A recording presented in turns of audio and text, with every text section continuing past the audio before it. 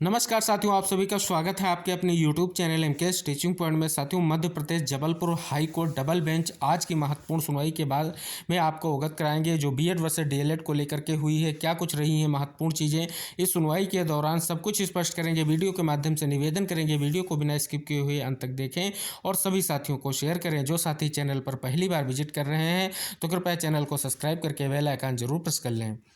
साथियों, आज की सुनवाई के बारे में बात करें तो आज आपकी सुनवाई जो है स्पष्ट रूप से जो है कोर्ट नंबर 20 और सीरियल नंबर 37 पर हुई। साथियों, ये सुनवाई जो आपकी लंच से पहले जो है स्पष्ट रूप से टेकअप हुई और कम से कम 18 से 20 मिनट के आसपास सुनवाई हुई। साथियों, बात करें बेंच की तो आपके जो जस्टिस शील नागू और जस्टिस विनय सरफ के बेंच में इस मैटर की सुनवाई हुई। साथियों, बात करें इससे पहले जो आपकी महत्वपूर्ण सुनवाई हुई थी, स्पष्ट रूप से उस सुनवाई में स्पष्ट किया गया था कि जो अगली डेट है कहीं ना कहीं उस पर इस मैटर को डिसाइड किया जाएगा। तो आइए साथियों, जानते हैं आज की सुनवाई में क्या क्या चीजें रही हैं, कौन कौन से एडवोकेट पैनल ने आर्गुमेंट किया है, सब कुछ स्पष्ट करेंगे।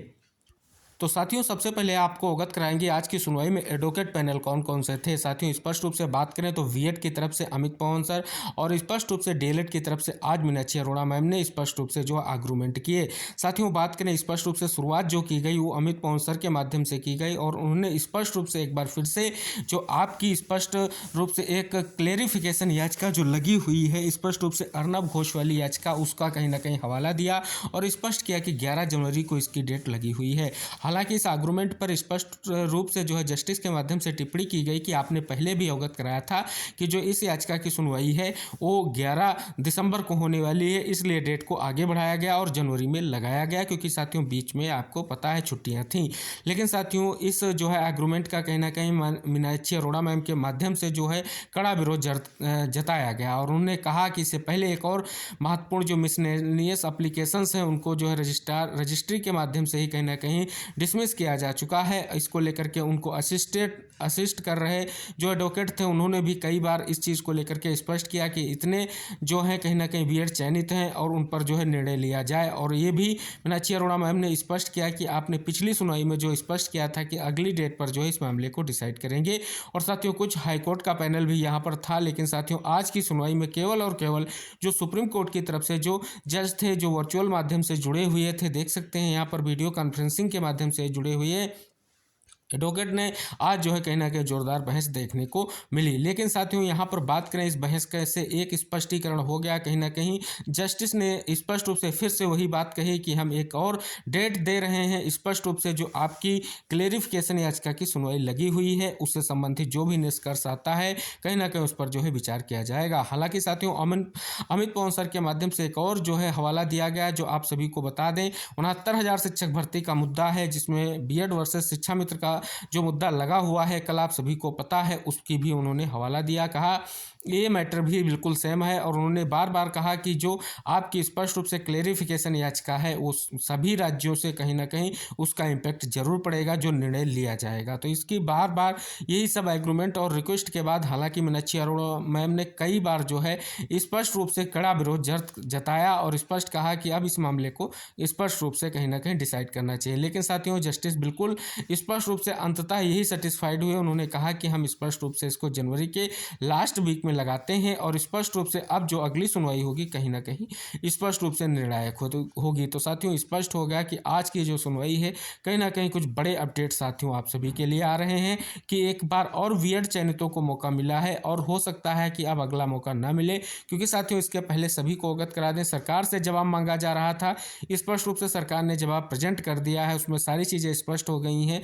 लेकिन साथियों, यहाँ पर बात करें आज जो निर्णय की स्थिति लग रही थी, कहीं ना कहीं एक बार फिर से अगर बात करें तो क्लेरिफिकेशन याचिका ने कहीं ना कहीं आज फिर से बड़ा रोल प्ले किया है। सुनवाई में फिर से नई डेट देखने को मिली है। तो साथियों, स्पष्ट हो जा रहा है कि अब सुनवाई जो है जनवरी लास्ट में होगी। लेकिन साथियों, अभी स्पष्ट रूप से कोई डेट नहीं निकल कर आई है, लेकिन बड़ी चीज़ यही निकल कर आई है कि आज की सुनवाई से कोई भी निर्णय निकल कर नहीं आया है और स्पष्ट रूप से बीएड चयनितों को कहें तो एक और मौका मिल चुका है। अगली डेट पर साथियों हो सकता है कि आपकी फाइनल बहस हो जाएगी, यानी फाइनल जो है स्पष्ट रूप से जो है चीज़ें स्पष्ट हो जाएंगी। तो कहीं ना कहीं स्पष्टीकरण मिल चुका है। साथियों, आज की सुनवाई में बस यही चीज़ें स्पष्ट हुई हैं जो हमने आपको अवगत कराया। इसके अलावा सारी चीज़ें स्पष्ट की गई हैं। अभ्यर्थियों को लेकर के अन्य चीज़ें की गई हैं, लेकिन साथियों जो मेन पॉइंट्स थे आज की सुनवाई के उनको हमने आपको स्पष्ट करने का पूर्ण प्रयास किया है। आशा करेंगे इस वीडियो को उन सभी साथियों तक शेयर करें जो स्पष्ट रूप से BEd versus DElEd Madhya Pradesh की वर्ग 3 की इस भर्ती से संबंधित साथी हैं, चयनित हैं, उन सभी साथियों तक शेयर करें। चैनल को सब्सक्राइब करके बेल आइकन प्रेस कर लें। नेक्स्ट अपडेट जब भी आप सभी लोगों की जो है स्पष्ट रूप से केस से संबंधित होगी वीडियो के माध्यम से आपको अवगत करा दी जाएगी और ऑर्डर आने पर सारी चीज़ें स्पष्ट कर देंगे कि कब किस डेट को आपकी अगली बार सुनवाई होने जा रही है। तो साथियों आज की सुनवाई में साथियों आपको अवगत करा दें कि स्पष्ट रूप से पिछली सुनवाई में भी जैसा आप सभी को पता है कि एडवोकेट पैनल में बड़ा बदलाव हुआ था और बीएड के अभ्यर्थियों के माध्यम से स्पष्ट रूप से जो है सुप्रीम कोर्ट के एडवोकेट्स को उतारा गया। ऐसा ही कुछ आज भी देखने को मिला और डीएलएड कैंडिडेट की तरफ से मीनाक्षी अरोड़ा मैम को उतारा गया कि आज मैटर किसी भी तरीके से डिसाइड हो जाए। लेकिन साथियों स्पष्ट कर दें, पहले ही स्पष्ट रूप से जो भी चीज़ें थी कहीं ना कहीं वो स्पष्ट कर दी गई और ये स्पष्ट कर दिया गया कि क्लेरिफिकेशन याचिका जो है अभी पेंडिंग है और जस्टिस स्पष्ट रूप से ये दिख रहा है कि वो चाहते हैं कि सुप्रीम कोर्ट में जो याचिका पेंडिंग है अगर उसका निर्णय आता है तो कहीं ना कहीं इससे उन अभ्यर्थियों पर कोई प्रभाव न पड़े। तो साथियों स्पष्ट हो रहा है कहीं ना कहीं बीएड चयनितों को एक बड़ा मौका मिल रहा है कोर्ट के माध्यम से और आशा कीजिए और प्रयास कीजिए जो आपकी क्लेरिफिकेशन याचिका है उसकी सुनवाई जरूर हो जाए। लेकिन साथियों नेक्स्ट डेट में फिर ऐसा नहीं देखने को मिलेगा क्योंकि बार बार नई डेट आप सभी के सामने नहीं आने वाली है। तो सभी साथियों से ये मेरा अनुरोध है जो बीएड चयनित हैं कहीं ना कहीं उस याचिका जिस याचिका के माध्यम बार बार आपकी सुनवाई में नई डेट दी जा रही है उसकी सुनवाई होना अब अति आवश्यक है। तो साथियों इस वीडियो को जरूर शेयर कीजिएगा और उन सभी साथियों तक जरूर शेयर कीजिएगा जो कहीं ना कहीं आपकी इस भर्ती से संबंधित हैं या बीएड चयनित हैं। तो कहीं ना कहीं अब एकजुट होकर के उस याचिका पर जरूर प्रभावी रूप से प्रयास करें जिससे जल्द से जल्द उसकी सुनवाई होकर के एक महत्वपूर्ण निर्णय मिले।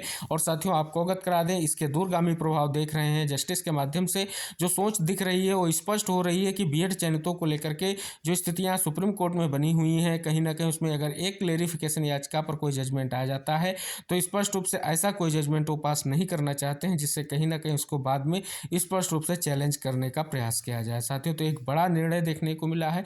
हालांकि बात करें तो बिहार में स्पष्ट रूप से निर्णय आ चुका है और वहां से तो बीएड चयनितों को बाहर किया गया है, लेकिन वो बीएड चयनित फिर से जो है कोर्ट में चाहने वाले हैं क्योंकि जो भी चीज़ें हैं वो कोर्ट सुप्रीम कोर्ट से भी स्पष्ट हो सकेंगी। तो साथियों मध्य प्रदेश हाई कोर्ट के जो आपके जस्टिस सील लागू जी हैं स्पष्ट रूप से एक बहुत ही महत्वपूर्ण और ऐसे एडवोकेट ऐसे वो जस्टिस हैं कि वो चाहते हैं किसी भी तरीके से जो है इस मामले का ऐसा निस्तारण हो जिससे कहीं ना कहीं स्थितियां बाद में स्पष्ट हो जाएं। तो साथियों इसके लिए आपको प्रयास करना पड़ेगा, जितने बीएड चयनित हैं वो जरूर प्रयास करें क्योंकि डीएलएड के पक्ष को लेकर के अगर साथियों यहाँ पर बात करें तो स्पष्ट रूप से आज फाइनल कराने को लेकर के मीनाक्षी अरोड़ा मैम को स्पष्ट रूप से कहीं ना कहीं प्रेजेंट किया गया कोर्ट में वर्चुअल माध्यम से और बिल्कुल उम्मीद जताई जा रही थी कि आज जोरदार बहस होगी और जोरदार बहस हुई भी। लेकिन साथियों फिलहाल इसका निर्णय नहीं निकल सका क्योंकि क्लेरिफिकेशन याचिका की कहीं ना कहीं संतुष्टि रही। तो ये सब भी चीज़ें कोर्ट से निकलकर सामने आई हैं, सुनवाई से संबंधित हैं, जरूर शेयर कीजिएगा चाहे आप बीएड कैंडिडेट हैं चाहे डीएलएड कैंडिडेट हैं क्योंकि जो भी सुनवाई से संबंधित स्पष्टीकरण था आई होप आप सभी तक पहुंचा है।